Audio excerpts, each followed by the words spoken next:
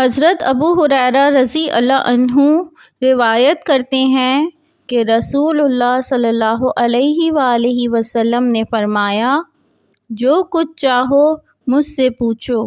لوگوں پر ہیبت چھا گئی کہ آپ صلی اللہ علیہ وآلہ وسلم سے کچھ پوچھیں۔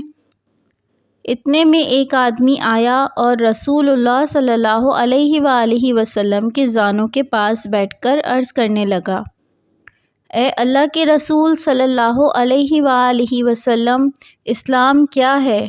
آپ صلی اللہ علیہ وآلہ وسلم نے فرمایا، اسلام یہ ہے کہ تم اللہ تعالیٰ کے ساتھ کسی کو شریک نہ کرو، نماز پابندی سے پڑھو، زکوٰۃ ادا کرو، رمضان کے روزے رکھو۔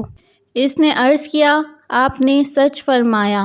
اس نے پھر عرض کیا، اے اللہ کے رسول صلی اللہ علیہ وآلہ وسلم، ایمان کیا ہے؟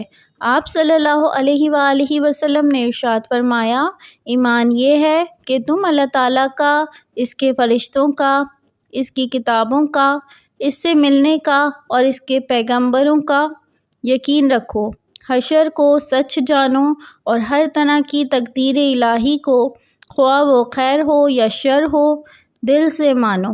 اس نے کہا، آپ صلی اللہ علیہ وآلہ وسلم نے سچ فرمایا۔ اس نے پھر عرض کیا، اے اللہ کے رسول صلی اللہ علیہ وآلہ وسلم، احسان کس کو کہتے ہیں؟ آپ صلی اللہ علیہ وآلہ وسلم نے فرمایا، احسان یہ ہے کہ تم اللہ تعالیٰ کا خوف اتنا رکھو گویا ہر وقت اس کو دیکھ رہے ہو۔